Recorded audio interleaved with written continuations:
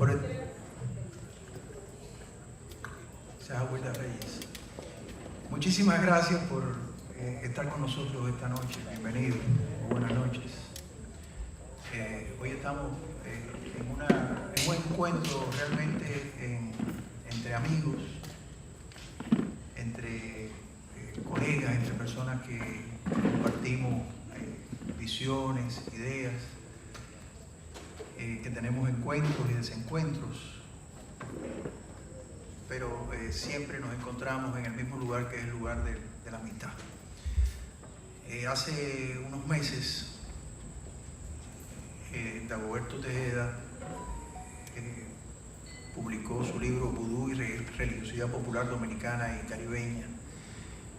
Y yo le escribí y le dije, Dagoberto, tenemos que hacer algo con este libro en el Centro León, y su respuesta fue inmediata, cuando ustedes quieran.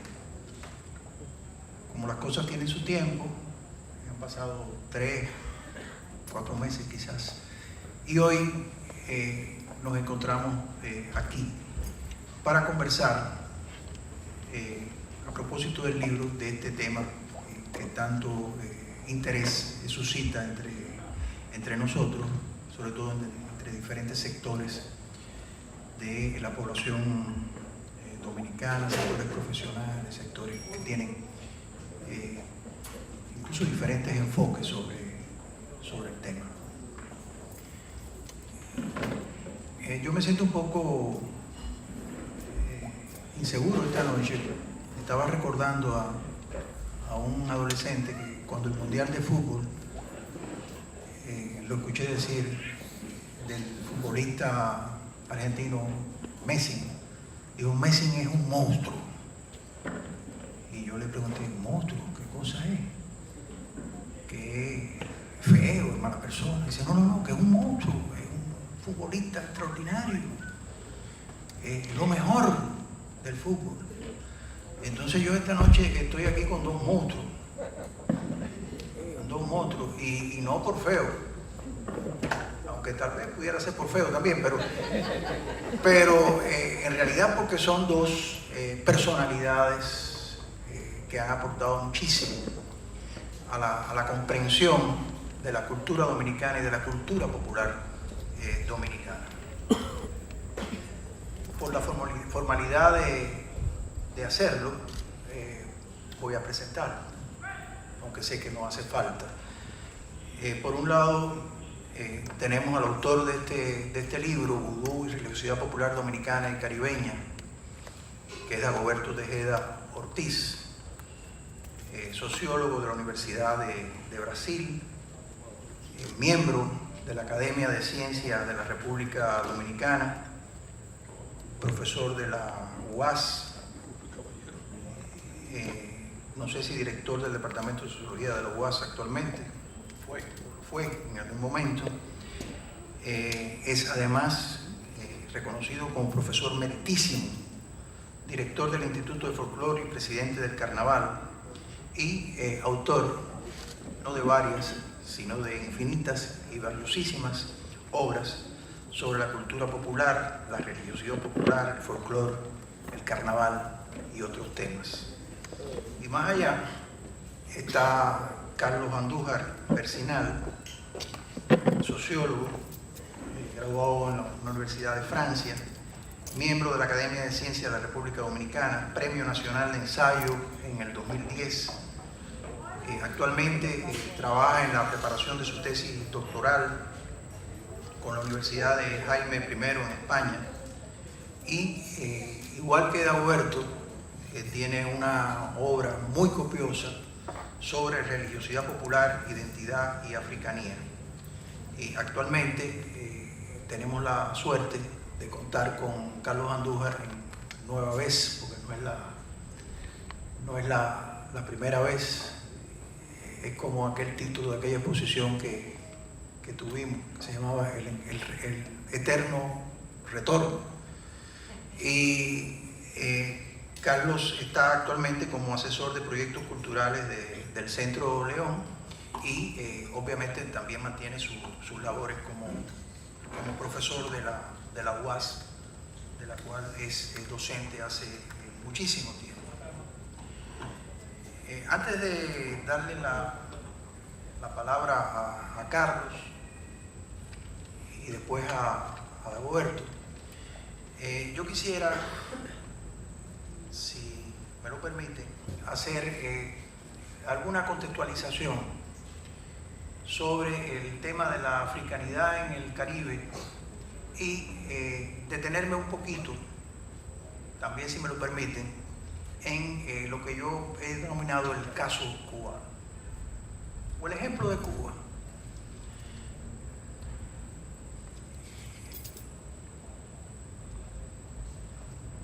Hay un texto de Alejo Carpentier que está en Los Pasos Perdidos, que a mí me sobrecoge siempre que lo leo, y creo que expresa un poco el sentido de lo que es el encuentro, el mestizaje, el sincretismo. Un ángel y una maraca no eran cosas nuevas en sí, pero un ángel maraquero esculpido en el tímpano de una iglesia incendiada era algo que no había visto en otras partes. Me preguntaba si ya el papel de estas tierras en la historia humana no sería el de hacer posibles, por vez primera, ciertas simbiosis de cultura. Y en cierta medida de eso vamos a hablar. Pero vamos a hablar de procesos de sincretismo religioso en un contexto regional. Y yo creo que se impone un poco una pregunta con la cual yo empezaba mis clases de Historia del Caribe en la universidad hace unos años. ¿Qué es el Caribe? Hay muchas definiciones del Caribe, geográfica, geopolítica, económica, pero no hay manera de entender el Caribe si no es desde una visión cultural. Y una de las definiciones que apunta a esta concepción cultural del Caribe es que es un lugar de encuentro entre culturas. El Caribe lo es actualmente, pero lo fue siempre. La formación de los pueblos originarios del Caribe, desde la formación de los pueblos precolombinos, los pueblos actuales del Caribe, es el resultado de encuentros y de mezclas. Los pueblos originarios vinieron en oleadas distintas, en momentos distintos. Hay un punto de vista muy fuerte del origen único, es decir, que vienen desde la cuenca del Orinoco a través de todo el arco de las Antillas, pero también se estima que pudieron venir de otros puntos de América Central. Pero lo importante es que aún viniendo a partir de esta teoría del origen único, desde la cuenca del Orinoco, lo hicieron en momentos diferentes. Y eso significó el encuentro de grupos nuevos, grupos que arribaban con grupos que ya estaban establecidos, y eso fue provocando un mestizaje, fue provocando una interacción cultural que conformaron los grupos culturales que se encontraron los europeos a partir del descubrimiento. Después están los europeos, fíjense que lo digo en plural, los europeos, porque se habla de que, por ejemplo, en las Antillas, en el Caribe hispánico, bueno, se habla de los españoles, pero los españoles, ¿quiénes eran? Los españoles eran resultados también de encuentros, eran resultados de mestizaje. España llegaba en ese momento a partir de una formulación del Estado español nuevo, a partir de haber expulsado a los árabes después de 8 siglos de dominación, y esos españoles llegaron también mestizados. Por otro lado, se habla del africano. Son los africanos realmente. Africanos que venían directamente desde África, que fueron traídos ustedes lo saben perfectamente, en condiciones muy degradantes, y africanos que después de prohibida la trata fueron migrando a través de movimientos circulares en el propio Caribe. Pero también están las migraciones diversas que han venido a través de los años desde diferentes puntos del mundo, con mayor presencia en unos estados del Caribe que en otros, pero hay migraciones de la India, de Pakistán, las migraciones de los árabes que llegaron a República Dominicana, a Cuba, a finales del siglo XIX, los hebreos, todas esas migraciones que continúan llegando, se siguen mezclando y siguen aportando a una cultura caribeña que, como decíamos hace un rato en la cafetería, es una cultura esponjosa, es una cultura que lo absorbe todo, que lo asimila y lo transforma. Y también están los efectos que tenemos de lo que yo estoy llamando los mezclados, es decir, de las migraciones internas en el Caribe. Es decir, los dominicanos que se mueven hacia determinados territorios del Caribe. Aquí tenemos el impacto, por ejemplo, República Dominicana, de los puertorriqueños, de los cubanos, de los que llegaron de las islas inglesas y se establecieron en el este de la isla a partir del auge de la industria azucarera, de los migrantes haitianos. Esos mezclados también constituyeron un aporte importante en ese proceso de encuentro y de mezcla. Pero, al menos en mi opinión, ningún proceso tuvo tanta importancia como el que generó la esclavitud en el Caribe y el aporte de los pueblos africanos, de los grupos africanos que llegaron al Caribe, que eran diversos y que aquí también se mezclaron entre ellos, se mezclaron con los europeos, se mezclaron con los remanentes de los indoamericanos. Y yo sostengo, cosa también que acepto que pueda ser discutible, que el eslabón fundamental de la cultura caribeña, que es una cultura que se caracteriza por su diversidad y la riqueza de su diversidad, el componente esencial de esa cultura es el aporte de los africanos. Y suelo poner el ejemplo del merengue. El merengue, que es el ritmo nacional, se ha transformado. El merengue, el primer instrumento armónico del merengue era la guitarra. Después entró el acordeón sustituyó a la guitarra. Ya a mediados del siglo pasado, con el merengue de salón, la influencia de la Big Band, etc., pues el saxofón sustituyó al acordeón, salvo el merengue típico, obviamente. Ahora, yo me pregunto, quítenle al merengue la tambora, ¿qué queda? Quítenle al merengue el componente, el aporte africano, ¿qué queda?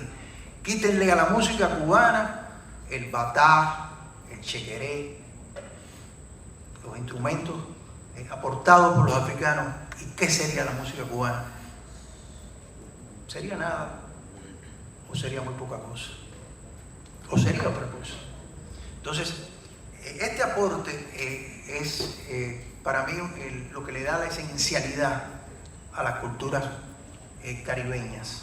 Por eso no me gusta hablar de cultura afrocaribeña, porque eso es una redundancia.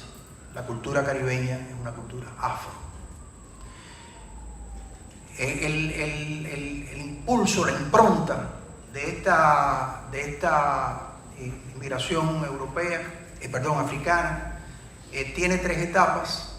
Fue increciendo, fue desarrollándose una primera etapa que la estamos ubicando entre los siglos XVI y XVII, en que se produce obviamente una mezcla inicial con el aborigen. Se inician los procesos de sincretismo cultural. Una segunda etapa ya dentro del siglo XVII, que es la etapa de posesionamiento en el Caribe de otras potencias europeas, además de la española, donde se introduce la economía de plantación a gran escala. Se masifica el tráfico de esclavos entre los siglos XVII y XVIII, al punto de que se calcula que fueron introducidos en total alrededor de 10 millones de esclavos, más en el siglo XVIII, que es el gran boom de la esclavitud. Esta segunda etapa en que obviamente al masificarse la presencia de esclavos, los rigores de la explotación esclavista son mucho mayores, el tiempo de vida vital de los esclavos pues disminuye, el sincretismo cultural se hace mucho más fuerte y aparecen los grandes productos culturales de ese sincretismo, que son las lenguas criollas y que son las religiones caribeñas, y también obviamente la intensificación de los procesos de mestizaje, más en unas colonias que en otras. Ya en el siglo XIX, con el desarrollo y la aparición del capitalismo, comienza el proceso de desmontaje de la esclavitud en el Caribe, que es paulatino, que se hace por paso, que se inicia con la prohibición de la trata de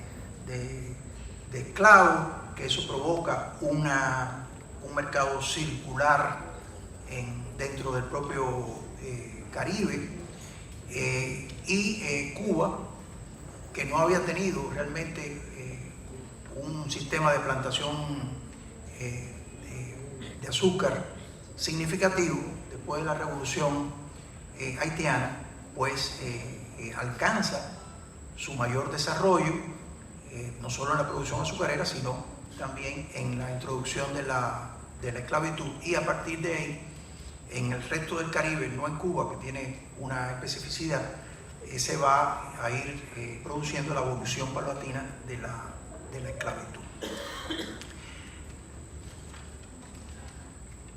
El caso cubano es diferente al de otros países en cierto sentido, pero también es lo mismo, y sirve un poco para entender qué puede haber pasado en Haití, qué puede haber pasado en República Dominicana, qué puede haber pasado en otros territorios caribeños.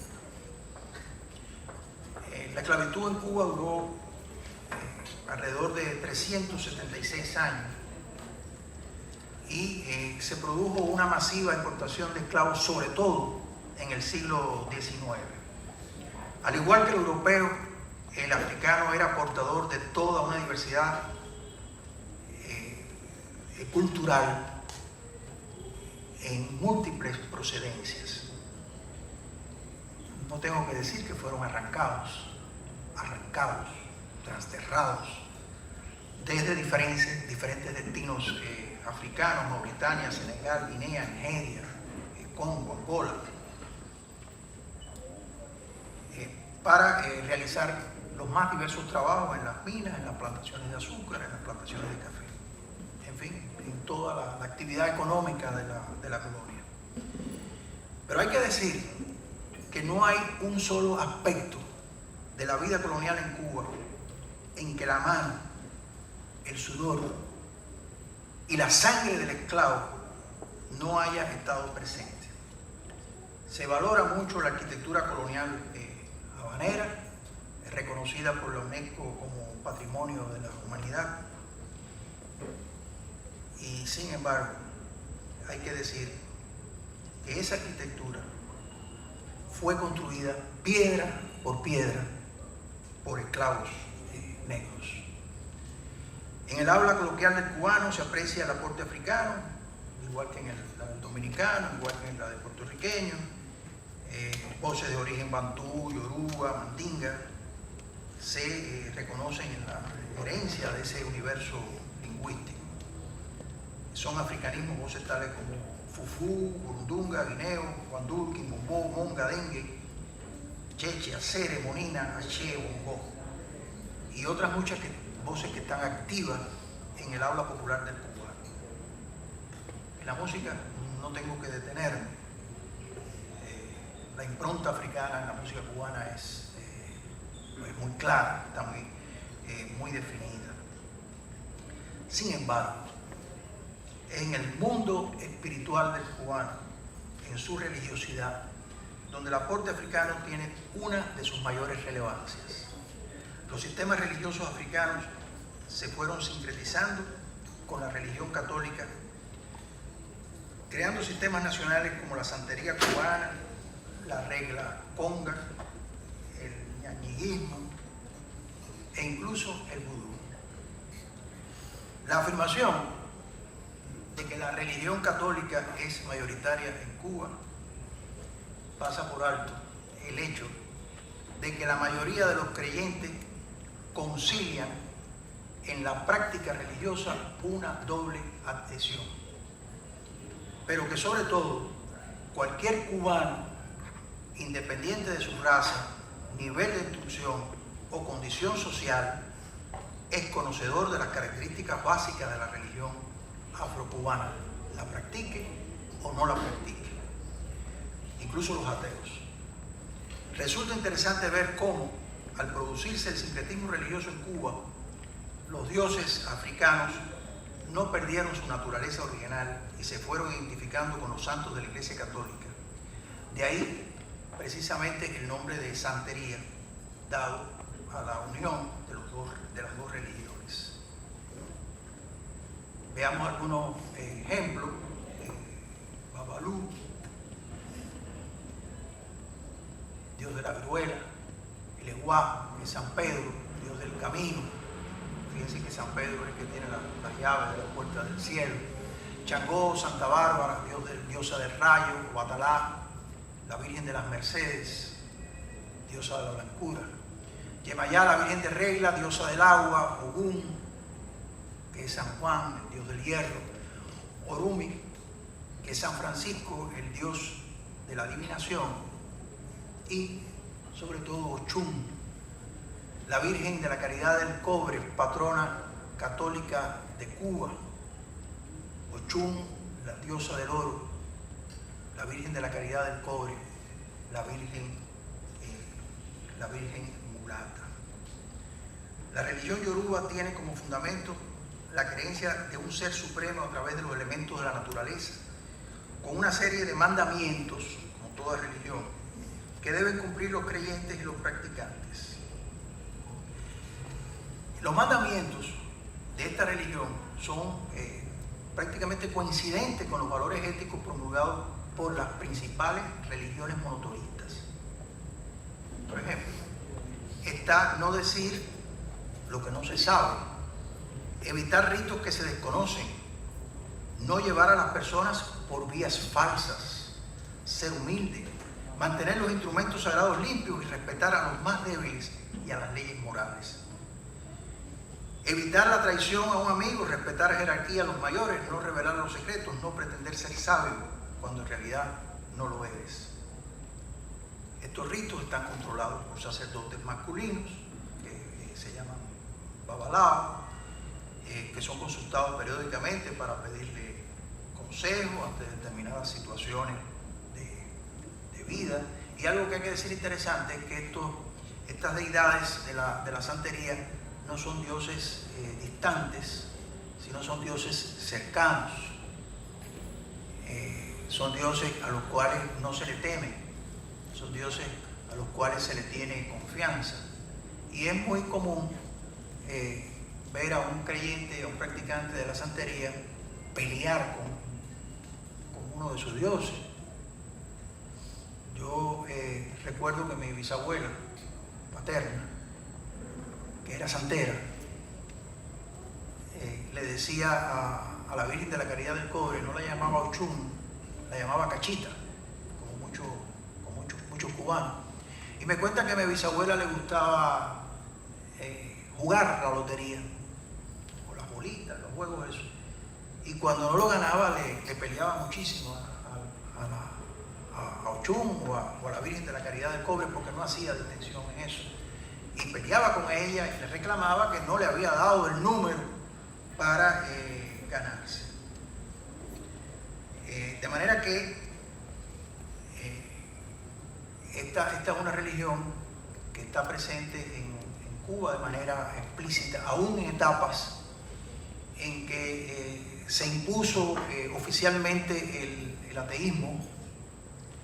La religión afrocaribeña, la religión afrocubana se mantuvo una presencia, y hoy que se han modificado las políticas internas en relación a las prácticas religiosas, pues han explotado como una expresión que estaba ahí y que realmente está presente en todos los estratos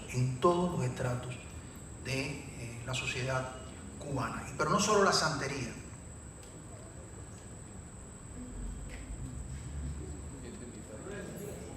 Puedo seguir, el problema es que no puedo leer. Yo puedo seguir. Bueno, voy a seguir. No solo la santería, hay otras también religiones que vinieron de otros puntos de África, como los del Reino del Congo. Trajeron la llamada regla conga, palomonte o palomayombe, que es un conjunto de formas religiosas que centra su culto en las fuerzas naturales. Los provenientes de la zona del Calabar nigeriano, donde procedían los llamados carabalí, tienen las hermandades secretas masculinas llamadas abacuá, también conocidas por algunos como yañiguismo, y que se da fundamentalmente en los puertos, en La Habana, en Matanza, y estas diferentes variantes o diferentes expresiones también forman parte de la religiosidad popular del cubano. Me he detenido en esto porque me parecía importante significar que hay sociedades del Caribe, y cuando digo el Caribe hablo del Caribe cultural y llego hasta Brasil, donde las expresiones religiosas de origen africano, resultado de encuentros y procesos sincréticos, tienen una expresión vital, están presentes en el comportamiento de la sociedad, lo que no ocurre a veces con otras sociedades del Caribe. Así que Aburú, Aboyé, Abosice, Maferufón, ¿qué quiere decir? Muchas gracias.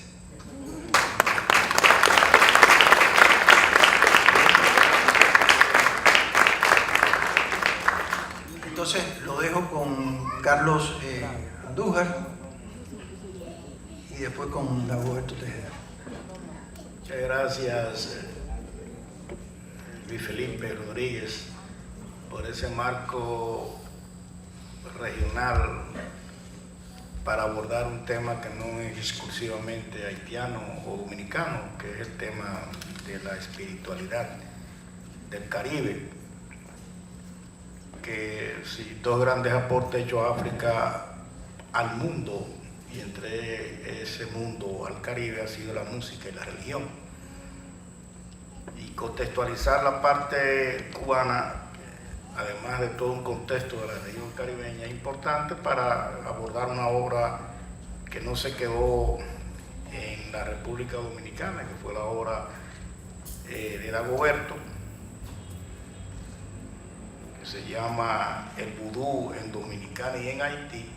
Precisamente Dagoberto transgrede las fronteras en el abordaje de esa obra de uno de los cultos afroamericanos, que es el culto vudú, que ha tenido su manera de ser en la República Dominicana, el vudú dominicano.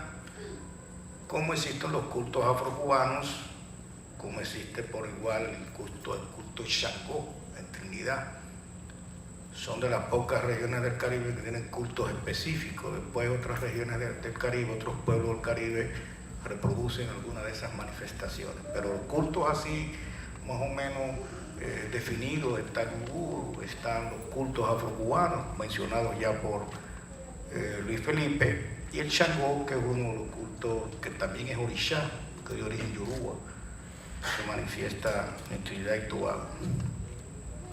Me tocó, por petición de mi amigo Dagoberto, que es mi maestro, me llamo yo, haber hecho el prólogo de esta obra, y le agradezco haberme escogido para que le hiciera el prólogo.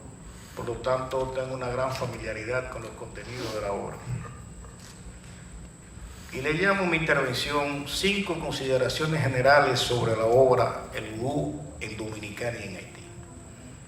Primero, desde una visión etnohistórica, la obra El Vudú en Dominicana y en Haití aborda delicados temas del discurso histórico dominicano, las implicaciones en torno al tema de la identidad cultural y los prejuicios que le acompañan. Ese es uno de los aspectos fundamentales que aborda la obra de Dagoberto.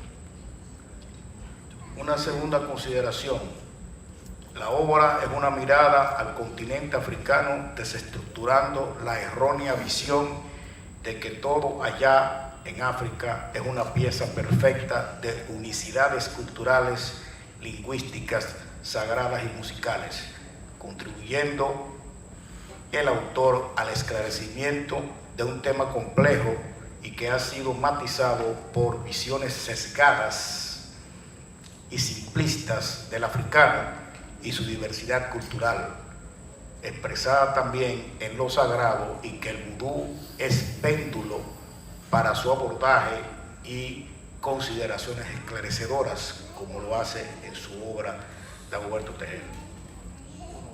Tercero, el vudú en Dominicana y en Haití teje un escenario en que se ven representadas otras manifestaciones de la religiosidad popular dominicana como parte de una ritualidad sagrado popular en que estos cultos se prestan, acomodan y reciclan aspectos rituales, ceremoniales y místicos en una especie de esponja cultural, y que el tratamiento del autor, Dagoberto Tejeda, nos acerca con magistral visión a este ángulo del problema en el imaginario sagrado popular dominicano y haitiano, que son las formas en que estos cultos, hermandades, cofradías, espiritismo, se van entretejiendo o se han entretejido con el vudú a través del tiempo.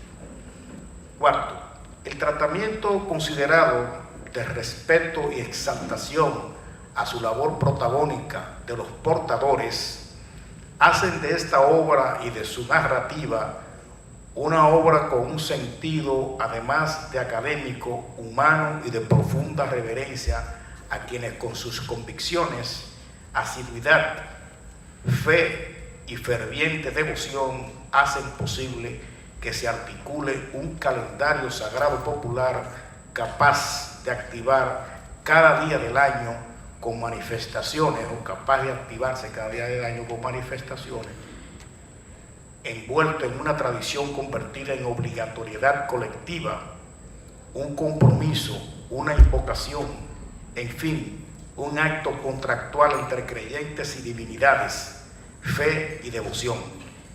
De esa manera se dirige la obra a quienes hacen posible contar esta parte de la historia cultural dominicana y haitiana, con todo el respeto y la reverencia a los protagonistas de estas manifestaciones, que es quizá una modalidad, una innovación que tiene la obra de Dagoberto, porque es un respeto a quien también nos da la información, que después nosotros usamos como investigadores, nos creemos lo que más sabemos de los temas, pero lo que nosotros sabemos, las fuentes primarias son esos informantes, y es una manera también de respetar el origen de la información y los portadores de la tradición. Y finalmente, la quinta consideración es la obra una necesaria fronterización entre vudú dominicano y vudú haitiano. Permite esta obra establecer puentes dialógicos no confrontados entre manifestaciones que han pervivido de un lado y otro de la isla, a pesar del esfuerzo y omisión de los escarceos por la diferenciación y por encima de los discursos muchas veces fundamentalistas acerca de las asimetrías insalvables entre Haití y la República Dominicana, que si bien son provechosos procesos societales distintos o diferenciados, se encuentran en un pasado compartido, en una espiritualidad que no discrimina, en un referente ancestral que siempre quedará en nosotros como un sello indeleble, la africanía, aquí y allá, tema perfectamente dilucidado en esta obra del sociólogo e investigador Dagoberto Tejeda Ortiz, El Vudú en Dominicana y en Haití, publicado en el 2013. Muchas gracias.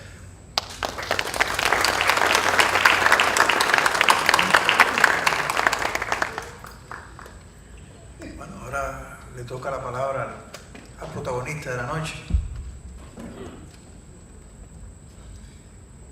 Carlos Andújar, dos antropólogos más, Julio Encarnación y Odalí Rosado, estuvimos en Cuba compartiendo con los protagonistas del Gagá cubano, y allí la parte de El Vudú estaba presente. En la comunidad de Barranca, en Santiago de Cuba. En Santiago de Cuba. Originalmente este libro iba a ser un análisis comparativo de Haití, de Dominicana y de Cuba. Pero hubo una ausencia involuntaria de quien yo considero que ha sido para mí en los últimos años el investigador más profundo, el investigador que más realmente se ha acercado a la esencia de la cultura popular. Se llama fallecido Joel Yen, el director de la Casa del Caribe. Entonces, que siempre estuvimos por hacer este libro. Entonces, como un respeto hacia él, yo entonces me dediqué a Haití y a Dominicana. Por eso yo agradezco a Luis Felipe su intervención sobre la religiosidad popular cubana, porque el libro, eso es lo que realmente le faltaba. Con Carlos Andújar, el problema de las amistades es que uno se pone hablador. Entonces, Carlos, por la amistad que tenemos, el respeto que nos tenemos, el cariño que nos tenemos, ha hecho y ha hablado de una serie de cosas que no se lleven de él. Compren el libro para que se den cuenta que él habló demasiado. Ahora, yo agradezco al Centro León, le agradezco a ustedes dos este encuentro, este conversatorio, porque este es un tema prohibido, es un tema prejuiciado, es un tema que nos falta la valentía para poder discutirlo por los prejuicios que hay en este país, en un país donde todavía en el 2014 hay una minoría que pregona y cree que la dominicanidad es la negación de lo que significa la haitianidad. Creen que el nacionalismo es un prejuicio y una lucha en contra de Haití, cuando vivimos en un contexto donde las realidades a niveles intelectuales es que tienen todos esos problemas, a nivel de la ideología de las minorías y de la burguesía de aquí y de allá, de Haití. Aquí a nivel popular, tal como decía Luis Felipe, hay un desdoblamiento. El desdoblamiento de que la gente va a su misa y va a su iglesia católica, pero de ahí sale por una velación y por una nochevela, y por una ceremonia de vudú, sin preocuparse que una cosa choca con la otra, porque es parte de una expresión de la espiritualidad, tanto de Haití como de Dominicana, incluso de Cuba. Yo soy uno de los que proclama, y aquí hay varias gente, Josué, Elegido, varias de la gente que está aquí. Hemos ido durante muchos años, sobre todo el Festival del Caribe. Y yo sostengo, digo y redigo, que sin la religiosidad popular, hoy, en el 2014, no existiera la Revolución Cubana. Yo soy de los que cree que la capacidad de aguante y la capacidad de protesta, haciendo realmente un espacio de todo lo que significa resistencia y contestación de la Revolución Cubana, su esencia es la religiosidad popular. Pero en el caso nuestro, cuando hablamos de vudú, estamos hablando de una mala palabra. Estamos hablando de algo que automáticamente se dice vudú en la mente de una cultura de prejuicio y de racismo. Se dice el diablo, caníbales, salvaje, África. Y muchos llegan a cuestionar de que no hay la más mínima posibilidad de que el vudú sea una religión. Sin embargo, eso que yo digo de la Revolución Cubana, tú puedes decirlo de lo que significa el espacio de resistencia con que ha pasado el proceso de la formación social de Haití. Pero ese prejuicio es un prejuicio global, es un prejuicio común, no solamente de dominicanos y de otros lugares, sino también de los propios haitianos. ¿Por qué? Porque ha habido un proceso profundo, malévolo, maldito,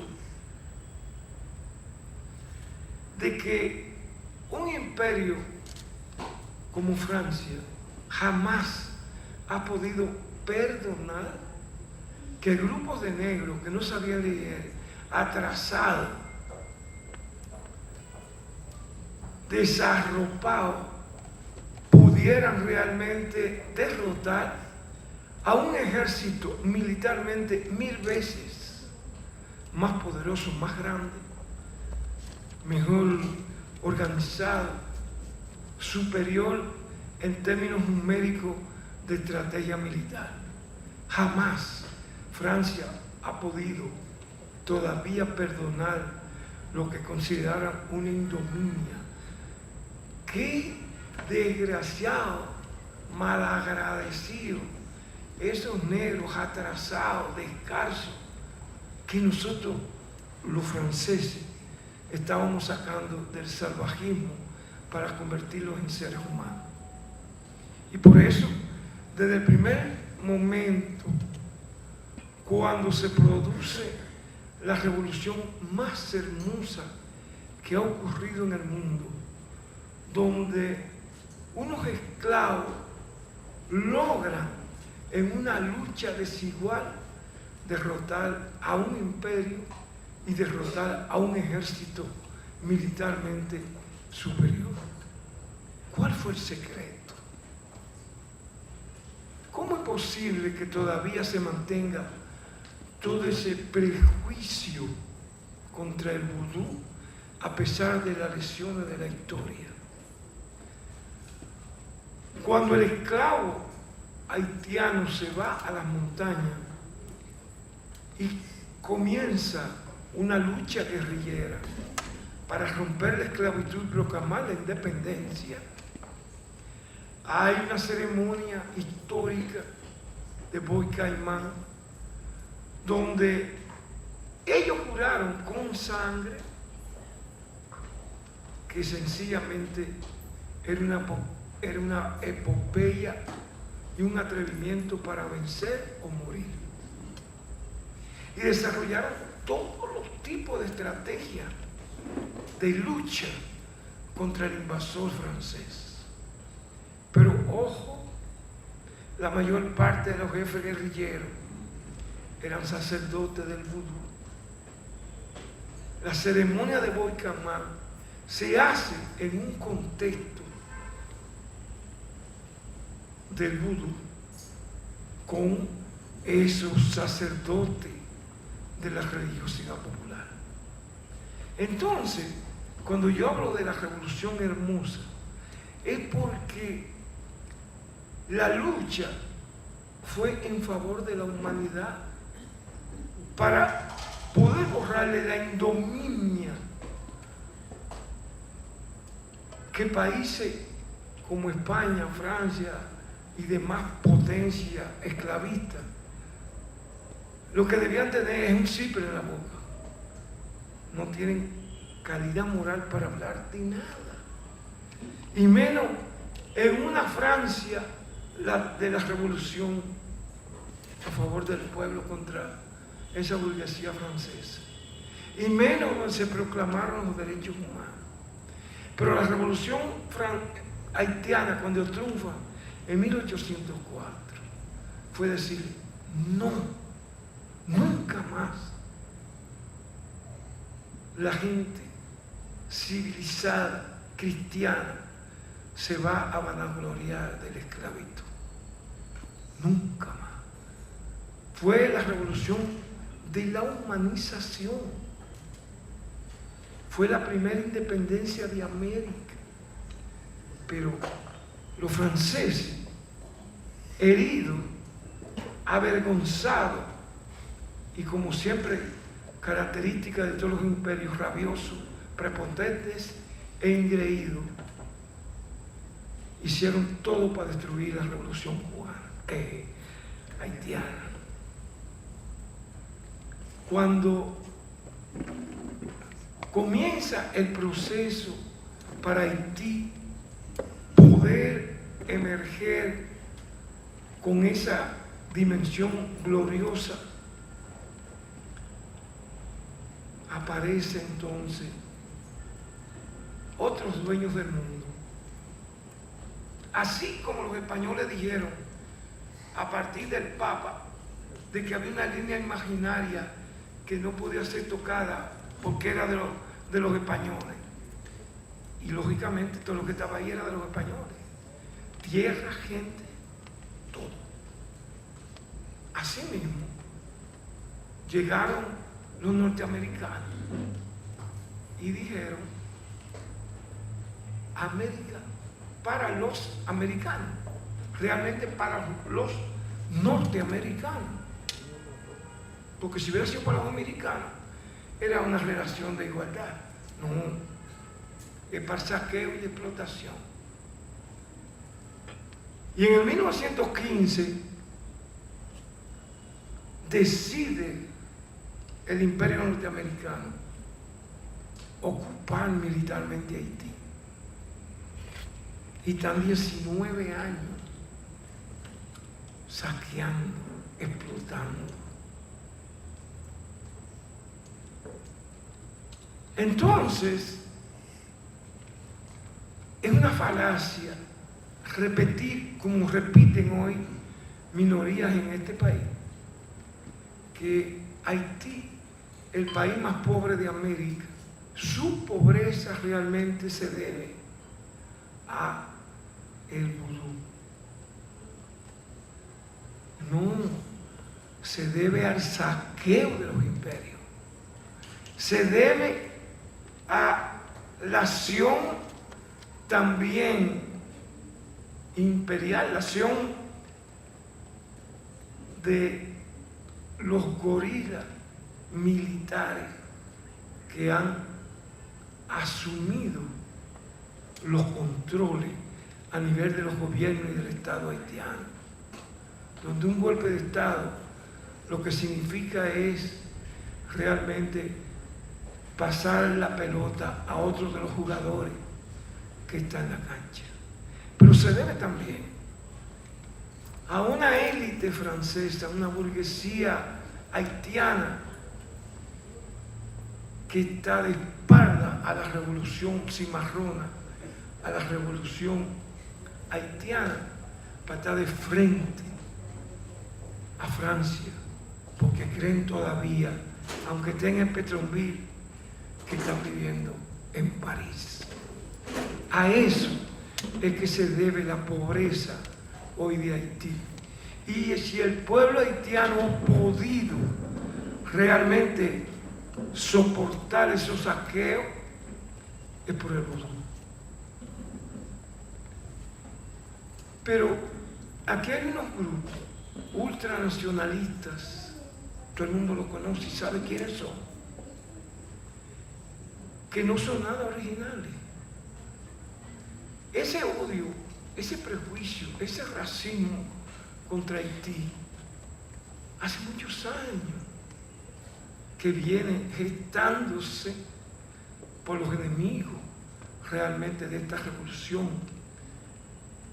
y por esa visión de exaltación europea, el nivel de superioridad, un egocentrismo europeo donde ellos son los civilizados y nosotros somos, y más los haitianos que son negros y que vienen directamente de África, son salvajes. Pero antes de hacer una pequeña introducción hacia al vudú como tal y su papel tanto en Haití como en Dominicana, yo, como una pedagogía a nivel de ustedes, que me merecen el mayor de los respetos, que yo agradezco que hayan venido aquí esta noche. Desde el siglo XVIII comienza esa campaña. Un martiriqueño investigador al servicio de Francia, que estuvo en la colonia, en este lado de la isla. Ese escritor murió de Saint-Méry, escribió un libro donde hay una descripción muy prejuiciada sobre lo que ocurría en este lado español. Y él tiene una crónica que ha sido el inicio de donde han ido a beber todos los racistas y los prejuiciados. Él describe una ceremonia vudú y aporta por lo menos 3 elementos totalmente distorsionados, prejuiciados, pero que han sido tomados como verdades. Primero, sobre el vudú como un sinónimo del culto a la serpiente. Segundo, el trance, él no lo ve como una expresión psicocultural, sino como una expresión totalmente negativa de lo que es la salud mental de los haitianos. Y tercero, él termina su crónica diciendo que después que los haitianos entran en trance, en ese vudú, entonces pasan a un espacio, él le llama una sala, donde ahí se da los niveles de bacanales más groseros de ese dogmatismo de un puritanismo europeo.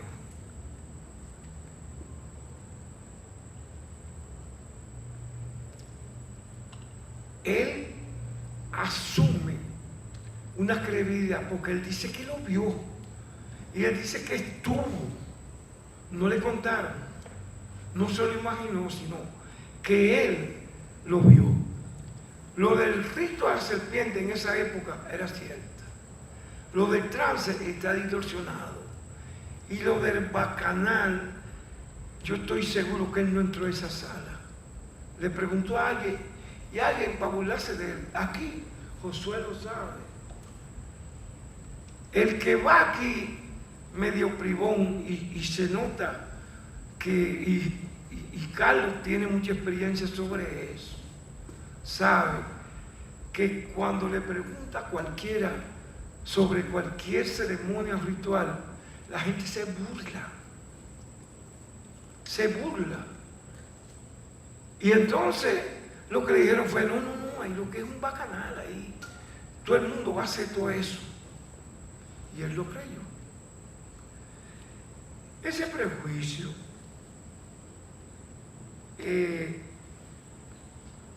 lo vamos a encontrar con toda una serie de investigadores así en términos generales. Hay otro investigador que pasó, era un viajero, de eso come ojo, y vio una ceremonia. Y entonces, él, cuando describe la cosa, da una visión de que además de esos tres elementos, agrega uno más, el canibalismo, de que en esa ceremonia se terminaba sacrificando a un niño o a una niña y que se lo comían. Entonces, coño, son realmente unos salvajes. En ese proceso sobre el sacrificio y el canibalismo, otros autores siguieron a nivel cronológico. Spencer St. John, un escritor muy importante, él cayó en la misma trampa de hablar del sacrificio y hablar del canibalismo. Y cuando se da todo ese proceso de la intervención norteamericana, lógicamente, como aliado siempre, la Iglesia Católica sacó su ventaja. Firmó un contrato con el Vaticano, como hicimos aquí. Y en ese contrato con el Vaticano, ellos desarrollaron con el apoyo norteamericano un proceso que llamaron el proceso antisupersticioso. Eso era perseguir sacerdotes del vudú, quemar altares, quemar centros del vudú y perseguirlo. En el libro yo reproduzco lo que se llama el juramento antisupersticioso. Un obispo habla, como otros sacerdotes haitianos, de que el vudú es una religión de Satanás. Y entonces había que salvar a los pobres haitianos que eran presas de las tinieblas y de Satanás. Y en ese prejuicio, en ese testamento, obligaban a los que convertían en el juramento antisupersticioso, donde comenzaban a decir, yo más nunca voy a una iglesia de vudú, eso es como el diablo. Estamos hablando de un obispo católico, de una iglesia cómplice con el imperialismo y siempre con el poder, con las excepciones de las minorías como tenemos en este país.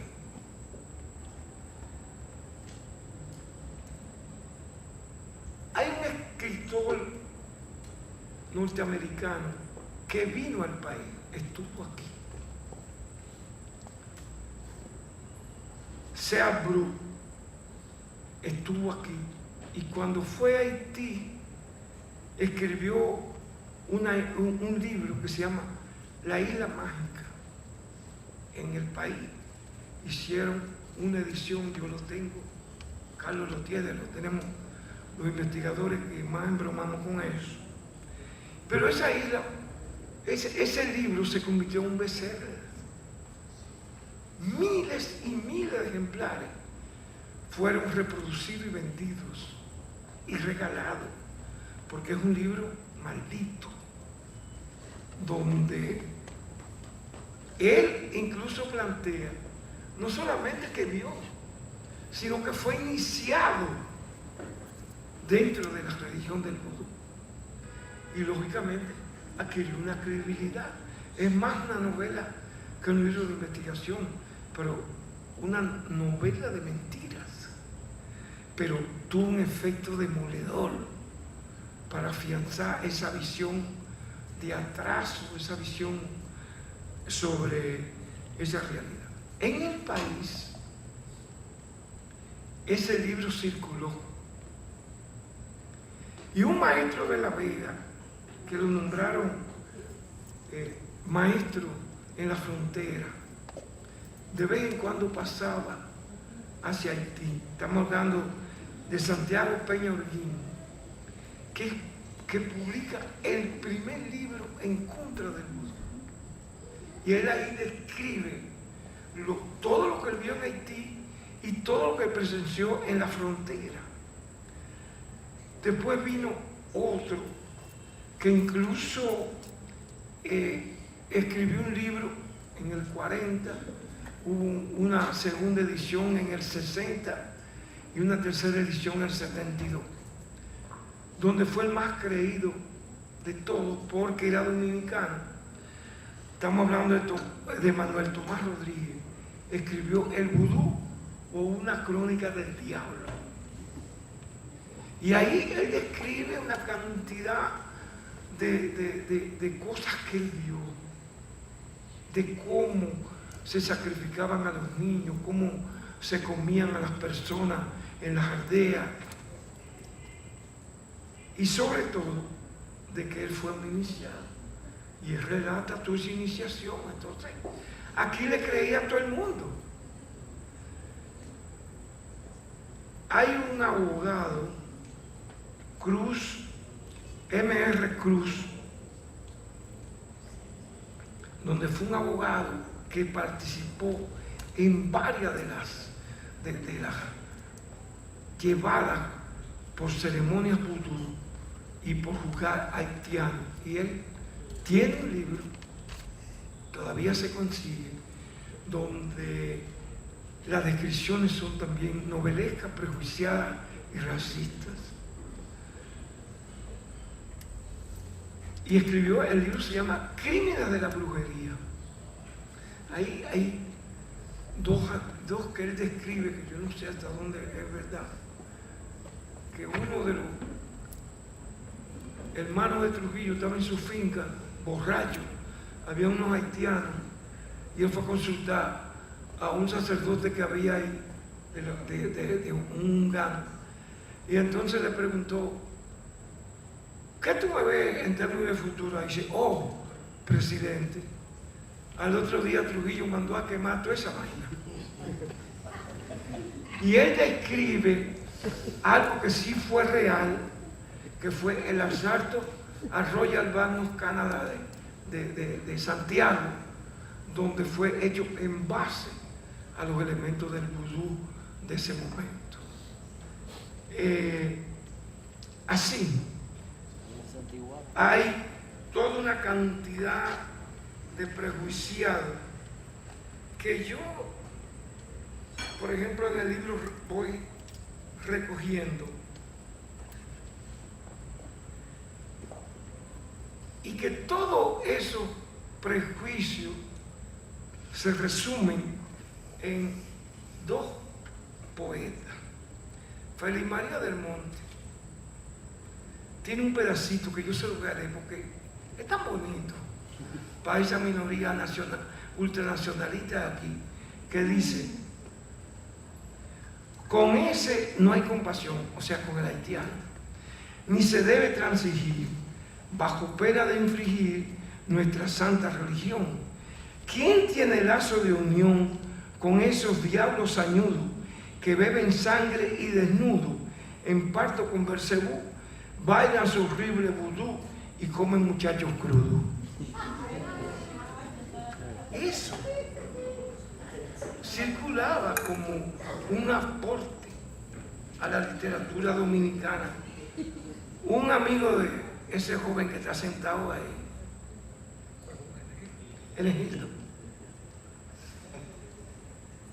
un cantor popular, el mejor que ha tenido, bueno, después de Mesón, pero en los últimos años, Juan Antonio Ali, tiene muchos pedacitos bonitos. Magnífico Anima Mía. Creo en Dios Padre Jesús. Líbrame del lugar y de este brujo maldito. Como creo en Jesucristo, yo sí no bailo vudú. O sea, esa es la literatura que prevalece. Pasó años en que eso fuera, diríamos, todo lo que nosotros podíamos pensar cuando se hablaba vudú. Pero comenzó un proceso de justicia. Ese proceso de justicia tuvo algunos autores extranjeros que en Dominicana tuvieron mucho impacto. Por ejemplo, Alfred Metro. Pues él lo dice en francés, estudió allá. Alfred Metro tiene un libro sobre el vudú. El que quiere escribir sobre vudú tiene que leerlo. Y en el país circuló muy importante. Entonces hubieron varios investigadores haitianos que comenzaron a hacer aportes realmente importantes. Pero aquí en el país los aportes importantes comienzan con Enrique Patín Veloz. Patín Veloz era un creyente, pero era un profesor universitario y manejaba toda la parte de la espiritualidad, por ejemplo, europea, como muy poco en este país. Entonces, él se dedicó a hacerle justicia al vudú. Hay una revista que tiró Fradique Lizardo hace unos cuantos años. Ahí hay un trabajo fundamental.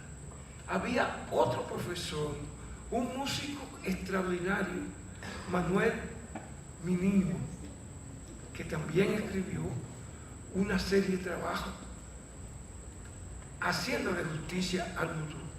Fradique Lizardo fue realmente el primero que enfrentó a los intelectuales tradicionales aquí y a la élite racista de este país, mostrándole el valor y la trascendencia de la herencia africana.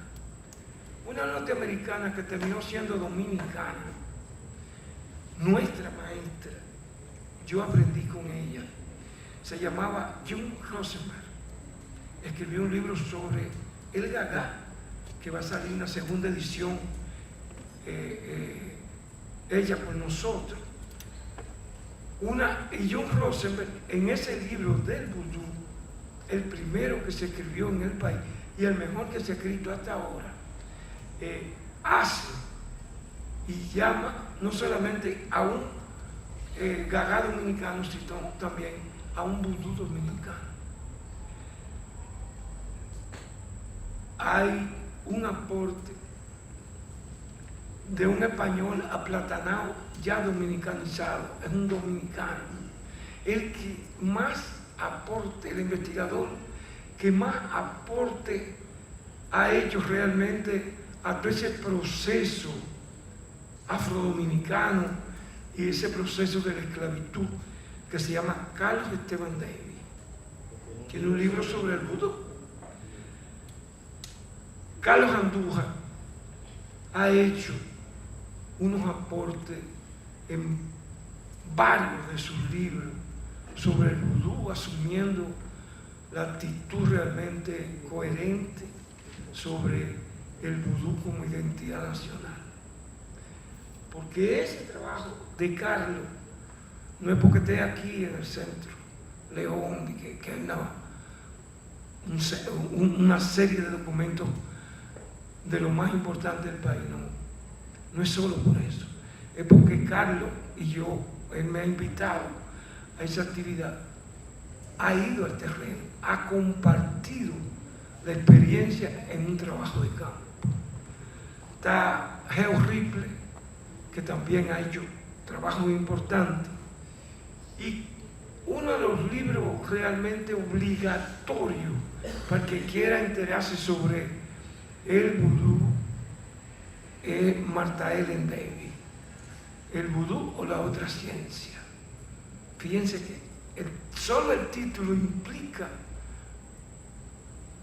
realmente un aporte, pero no está hablando quien vende China en la esquina, que no por vender China no pueda tener conocimiento, sino que estamos hablando de una académica criada en Estados Unidos, pero aplatanada en este país. José Francisco Alegría fue un antropólogo puertorriqueño que llegó al país y tiene un libro sobre el Gaga y el vudú, un aporte realmente importante. Y yo que he hecho algunos aportes en algunos trabajos. ¿Por qué yo he hecho de esto? Por una visión, porque uno nunca deja de ser maestro. Como todo el que está aquí, ni lo trajeron obligado, ni lo trajeron porque era empleado del gobierno, ni siquiera porque trabaje en el León Jiménez o en el centro. No, está aquí realmente porque quiso venir, y eso significa que le importa el tema. Entonces yo quise darle algunas líneas en eso. Bueno, eso que realmente nosotros lo encontramos es una traída como si fuera una fotocopia. El vudú haitiano, y esa es otra discusión que Carlos, yo y varias gente, John Rosemel, Marta, afirmamos que hay un vudú dominicano. Hay un libro que por primera vez le pudo llegar a los estudiantes de este país. Hay un libro que se llama Atlas Folclórico de la República Dominicana, que yo escribí para la editorial Santillana, en donde nosotros planteamos el vudú, la diferencia entre el vudú haitiano y el vudú dominicano. Estamos hablando como una lectura para estudiantes por primera vez a nivel de este país. Y se metió porque era una empresa extranjera que sencillamente no era un libro obligatorio, pero era un libro de referencia. ¿De dónde viene ese vudú? Hoy no hay la más mínima discusión a nivel de la investigación de que en diferentes lugares, en toda la parte de la costa africana, realmente habían una diversidad de religiones, de creencias, porque tal como lo dice Luis Felipe, no vino el africano, vinieron los africanos de diferentes lugares de África, con culturas diferentes, con religiones diferentes, con idiomas diferentes.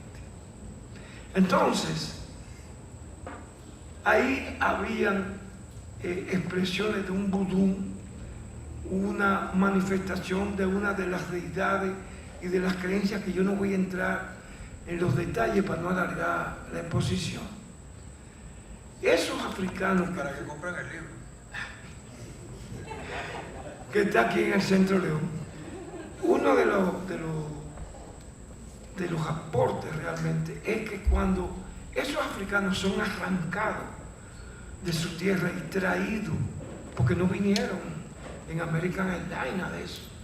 Ustedes saben que cómo fueron, donde la tercera parte de los esclavos que tenían morían en el camino y eran lanzados a los tiburones, eran lanzados al mar. Entonces, cuando llegan a Haití, esos negros hicieron lo mismo que hicieron los esclavizados que trajeron aquí. Al principio parecían sumisos, claro, no conocían nada en los alrededores de donde estaban. Y su primera actitud fue una actitud de lucha, pero de una lucha en función de sus posibilidades. ¿Cuáles eran? Primero, cuando a los negros, a los esclavizados le hablaban, ellos decían, ¿cómo? Ajá. Y que no entendían, se hacían los locos. Es una manera de resistencia. Segundo, si les salía una bolita aquí o si se caían y tenían un ranchón, se hacían de que no podían ni levantar el pie, se hacían los enfermos para no trabajar. O sea, eran unos tipos de huelga, unos tipos de respuesta de resistencia que tira por la borda toda esa calumnia que se ha dicho de que el negro era totalmente sumiso. No es verdad. Cuando el negro comenzó a conocer los alrededores del terreno, sencillamente hay un proceso que no lo enseñan en la escuela primaria, ni siquiera en las universidades nuestras. De lo que, claro, como en lo que enseñan es una historia al revés, entonces ahí no aparece el proceso de cimarronar, donde el negro huía a las montañas en la búsqueda de su libertad y construir realmente su espacio. Carlos Esteban Davis, en uno de sus aportes para mí más importantes, dice que hubieron, y esos lugares se llamaban, no solamente en otros lugares le han llamado palenque, aquí le llamaban manieles, que venía de miel, eran libres de los atropellos, los abusos y los desastres de los ingenios. Y hubieron manieles, de acuerdo a Carlos Esteban Davis, que duraron hasta 70 años. Es uno de los capítulos menos estudiados en la historia dominicana. Entonces, ¿qué pasó en esos manieres? En esos manieres ocurre que cuando el esclavista iba a la plaza en la ciudad de Santo Domingo, por ejemplo, a comprar los esclavos, siempre trataba de no comprarlo del mismo lugar de origen, sino que compraba de lugares diferentes para que al principio los esclavos tuvieran dificultad en entenderse, porque tenían idiomas diferentes. Entonces, cuando el negro se ve libre y que tiene que unirse para sobrevivir en los manieres y construir su propio espacio, comienza un proceso interesante. Es el proceso de poder escoger. Cuando había, por ejemplo, una victoria o cuando había una fiesta, ¿cuál deidad escogía? Pero se habían de diferentes lugares. Entonces comenzó una negociación entre ellos en un proceso sincrético. Y ahí se da el primer proceso sincrético. Habían diferentes religiones para sobrevivir. Hacer cultos colectivos tuvieron necesariamente que comenzar a fundir, comenzar un proceso donde ese vudú ya no es el vudú que trajeron de África. Ahora hay incluso un encuentro con santos y santas de la religión católica. El hecho de que, por ejemplo, Candelo Sedifé, de que Ogún Valenyó, de que Anaísa tengan correspondencia católica, no es porque ellos son esos santos, sino que esos santos son su pasaporte, su padrino, su madrina, para que cuando el español comienza el proceso de convertir al esclavo a la religión católica. El esclavo, sabiendo lo que era el poder, donde iglesia y el Estado era lo mismo, miraron el altar y cuando veían rojo, ellos entonces buscaban en su panteón cuál era el símbolo de color rojo de su deidad, candelo. Entonces, ellos decían que se convertían, que aceptaban todos esos santos, pero el español no lo hacía por un interés teológico, porque era para salvar su alma y su vida. No, nunca a los grupos minoritarios les interesaba la religión, la han usado. Entonces, ellos aceptaron los santos y las santas, pero en su interior mantenían sus deidades y engañaron y jodieron a los españoles. Entonces, ese proceso sincrético que se da en Haití, en la montaña, en el cimarronaje, hace el nacimiento de un vudú, de una religión, de una espiritualidad que lo juntaba, que lo integraba y que le daba identidad. Nace un vudú haitiano. Ese vudú haitiano se convierte en una religión. Luis Felipe dijo una cosa, que lo que ocurre en Haití, en Brasil, en términos de la religiosidad popular, es que no son las religiones de las dimensiones abstractas, de que cuando tú te mueras, Fernandito Villalona te va a esperar allá en el cielo para darte un merengue. No, sino que son religiones para resolver problemas cotidianos. Lo botaron del trabajo, no tiene trabajo, se le fue la novia, la mujer se lo que sea. Religiones humanas. Son religiones humanas, donde hay una relación entre lo sobrenatural y lo natural. Si no fuera por esa religión, el número de suicidios de este país no hubiera psiquiatra ni psicólogo que lo pudieran contener. Es esa esencia como ocurre en Cuba con la Revolución Cubana. Entonces, se da un proceso y los autores nuestros en esa historia al revés nunca nos hablan de que Haití era la colonia más rica de Occidente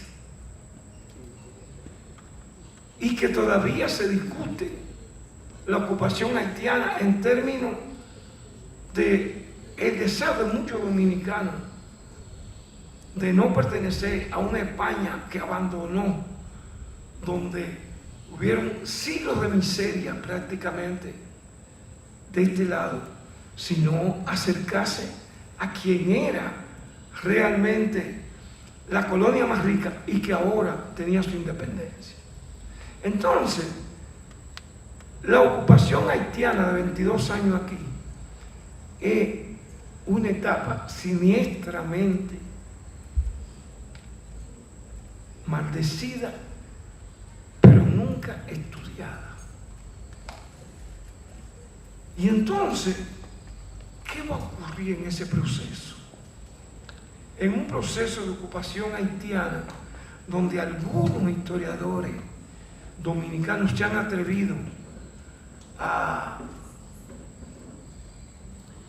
magnificar aspectos exclusivos de esa ocupación haitiana, como Roberto Casá, esos historiadores críticos que nosotros tenemos en el país, donde que hablan, la iglesia se había apoderado de todas las tierras, cómo la tierra, por ejemplo, se convierte y se pasa y surge una fuerte agricultura donde se reparte con los haitianos, etc. Hay una cantidad de cosas.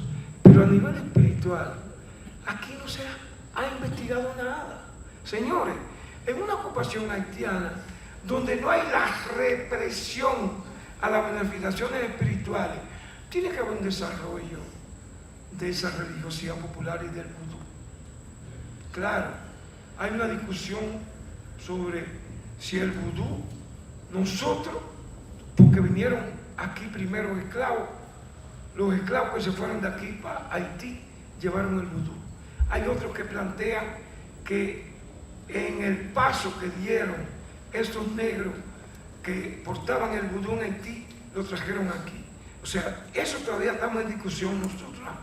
Lo cierto es que aquí se desarrolla el vudú. Y entonces, como siempre, miren señores, aquí pueden traer lo que sea, a nivel tecnológico, hasta a nivel sagrado. Y si ponen a la Virgen de la Altagracia ahí en una mesa, los dominicanos decimos, diablo, qué bien, qué bueno, magnífico. Pero nos quedamos mirando acá rato y decimos, pero ven acá, ¿y por qué San Pedro, en vez de estar San Pedro del lado derecho, no está del lado izquierdo? ¿Y por qué al niño Jesús no le pusieron? Y comenzamos a inventar. Eso pasa con el nivel de la religión, con el nivel del vudú. Hay aportes dominicanos, un proceso de transformación. Nosotros no tenemos aquí los instrumentos, por ejemplo, originales del vudú. Tenemos algunas deidades, por ejemplo, San Miguel, es el lugar más querido de este país, y en Haití es secundario.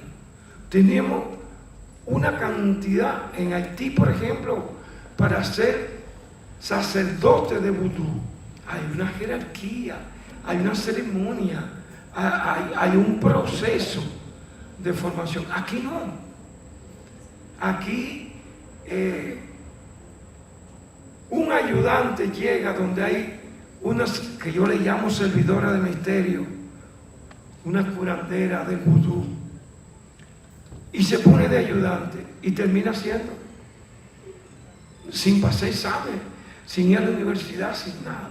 Entonces, en ese sentido, nosotros vamos a ver que hay un vudú dominicano, hay un gagá dominicano. Ahora, la diferencia es que el gagá, el vudú haitiano, el vudú dominicano, la diferencia es que en Haití el vudú es la religión popular. Aquí en Dominicana nosotros tenemos una religiosidad popular donde el vudú es parte de ese proceso. Entonces, ¿por qué? Porque la religiosidad popular, Carlos estudia muy bien eso, nosotros hemos estado de acuerdo. Aquí nosotros tenemos expresiones que no se dan en Haití, elementos que no se dan en Haití. Entonces aquí la religiosidad popular es parte del vudú. En Haití no existe esa religiosidad popular, sino que la religiosidad popular es el vudú. Hoy esa religión es una religión perseguida, es una religión deformada, es una religión prejuiciada, racista, pero es seguida por cientos y miles de dominicanos. Esa religión, ese vudú, es parte de nuestro patrimonio espiritual, parte de la identidad nacional. Hoy, queramos o no, nos gusten o no, esa es una celebración y una manifestación haitiana. Por eso en este libro pusimos de portada a Marta la Dominadora, que es la única que no es una santa católica. Marta es una expresión, un símbolo africano y es común en Haití y en Dominicana. Lo que tenemos que asumir una actitud realmente de poder aprender a comprender a nosotros, a poder no prejuiciarnos, y que el vudú, señores, es una religión popular para resolver los problemas de este pueblo. Muchas gracias.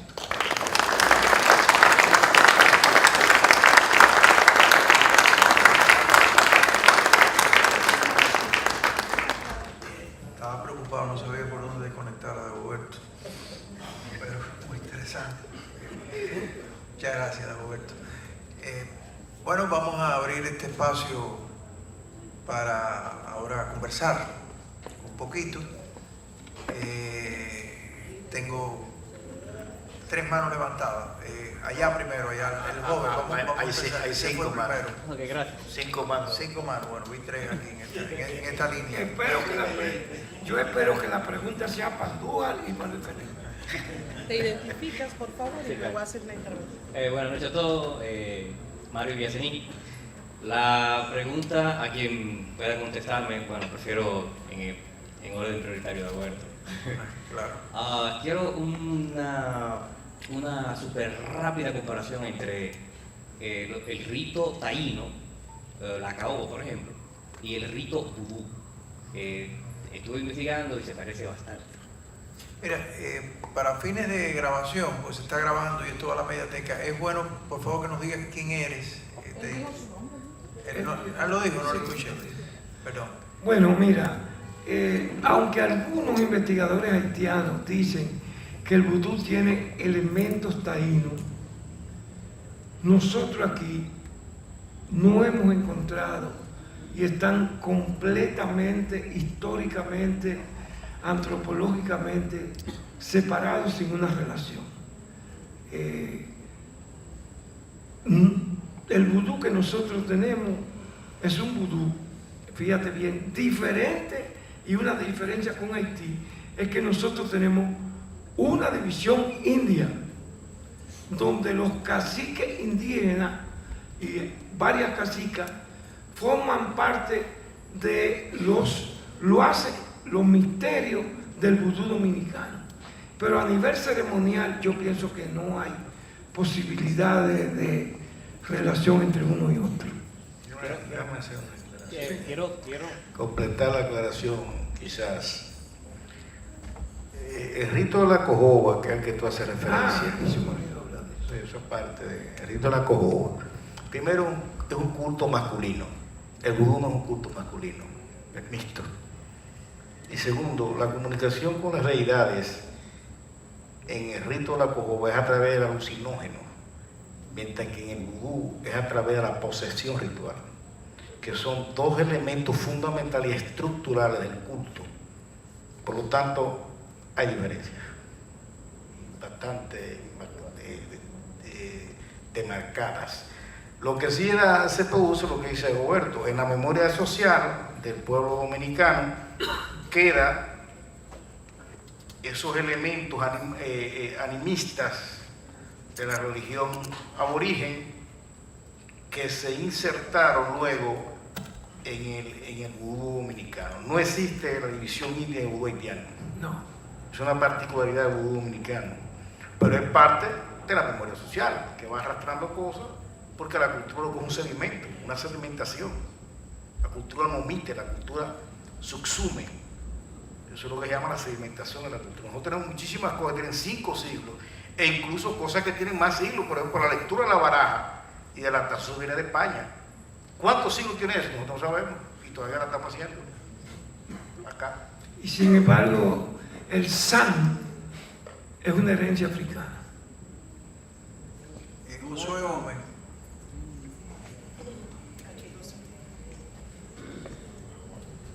Buenas noches, Josué Gómez, ya dije.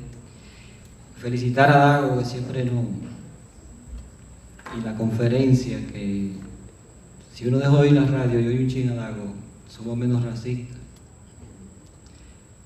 Yo te iba a hacer la pregunta, pero ya tú me la desmontaste, porque este mismo personaje o deidad lo usó Carlos Esteban Davis, pero de Severino, en el vudú y magia en Santo Domingo.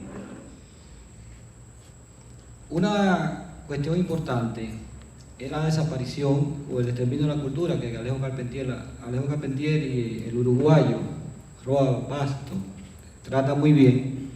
Cuando se quiere imponer, se trata de maniatar o de desbaratar la cultura. El tambor azotor, en Haití queda muy poco, los gringos lo quemaron todo. Un tambor de 2,5 metros que se tocaba inclinado. Hay alguna foto, pero también eso se fue ahí con la invasión. Y la conversión de los budistas no se termina porque la cristianización sigue. uno va a la Gaga de la Ceja y Magua una vez fue pastor evangélico. Y Cuta quemó los paños, porque el evangélico también dice que tiene que quemar los paños, tiene que desmontar el altar. Y cuando el Gaga iba entrando a la Ceja otra vez, entonces ahí vuelve. Sí, la pregunta. El dominicano no le gusta llamarle vudú. Nosotros estábamos en una esquina y dijimos que íbamos a esta conferencia. Y dijo, pues ustedes están con los haitianos. La 21 división no existe en República Dominicana tampoco.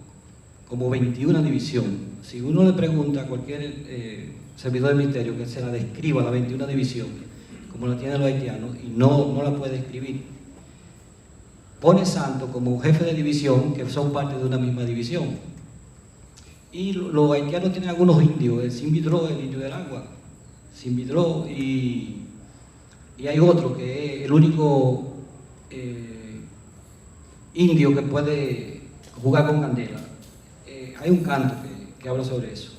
E invitarlos el sábado de la revuelta de la Gaga de la Ceja, que ahí va a haber ceremonia vudú, se le va a dar a comer a Gran Bois. El sábado en el Batel la Ceja. Bueno, lo que ocurre es que cuando tú le dices, el dominicano no se identifica ni es capaz de decir, yo voy por una ceremonia vudú, por el proceso ideológico represivo.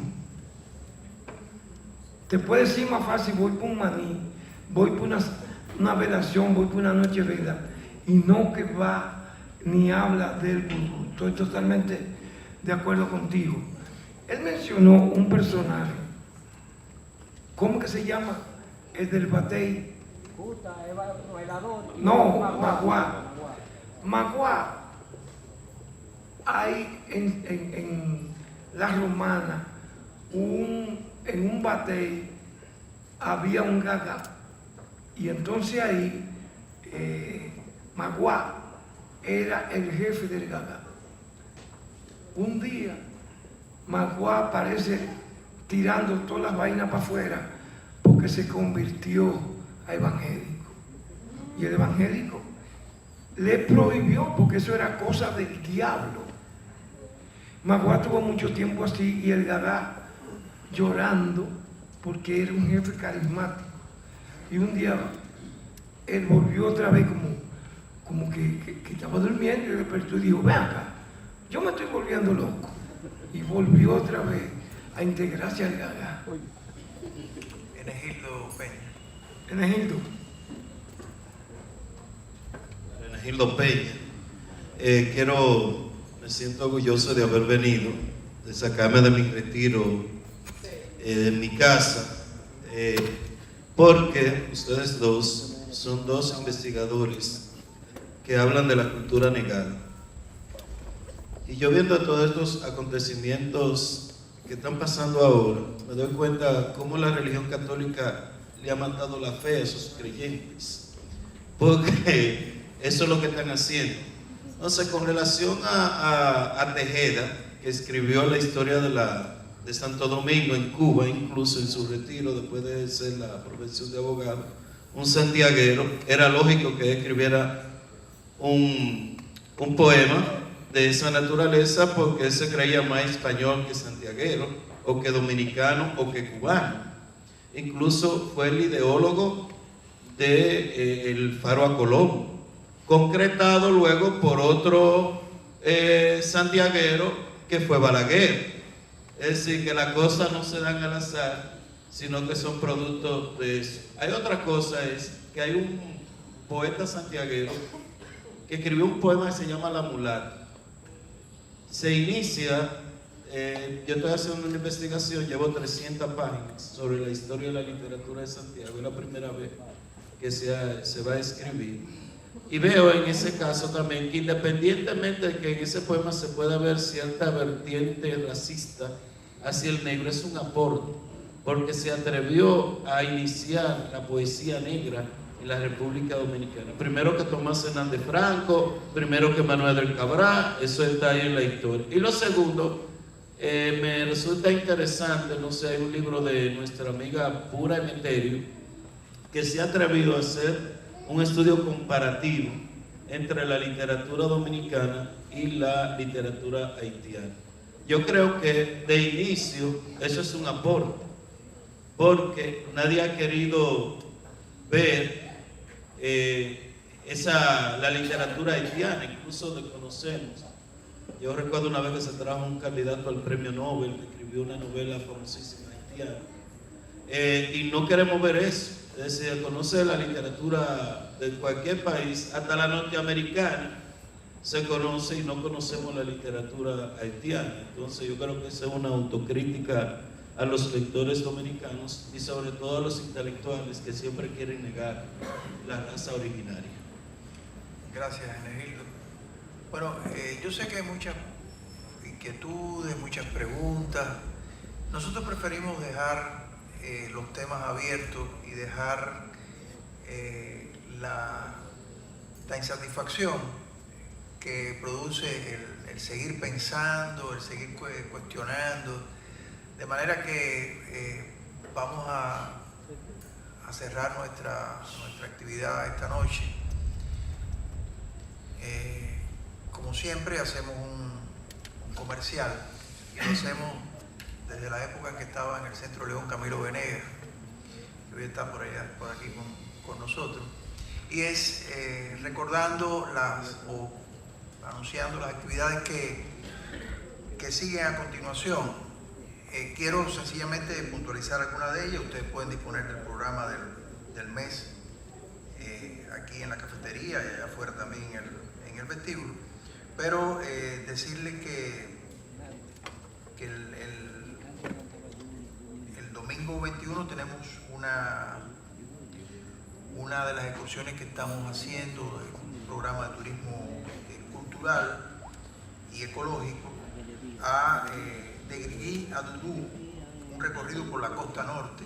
Todavía está abierta la posibilidad de que ustedes se puedan inscribir y participar en ella.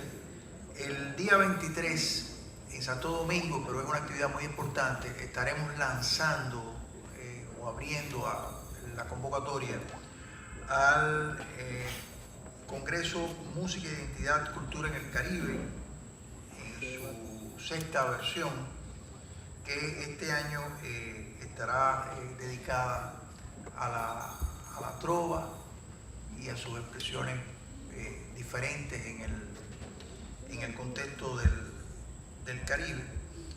Y el jueves 25 tenemos aquí la presentación en vivo de un performance teatral multidisciplinario, el Teatro en Libertad, Exprésate, que se hace en el contexto del 9º Festival de Teatro Escolar Santiago 2015. Esto cerrando el mes, el martes 23, la inauguración de la exposición que forma parte del programa de formación continua para artistas del concurso de arte Eduardo León Jiménez, que se titula Entre lo privado, lo público y lo secreto, que es una exposición colectiva donde participan 11 artistas, fundamentalmente de Santo Domingo y Santiago. Hay otras actividades que ustedes pueden leerlas. Agradezco sobremanera a Dagoberto Tejeda el habernos permitido tenerlo aquí esta noche y escucharlo siempre en sus interesantes y a veces polémicas opiniones. A Carlos Andújar por su presencia ya habitual, y a todos ustedes por acompañarnos. Así que muchas gracias, y para Dagoberto un fuerte aplauso.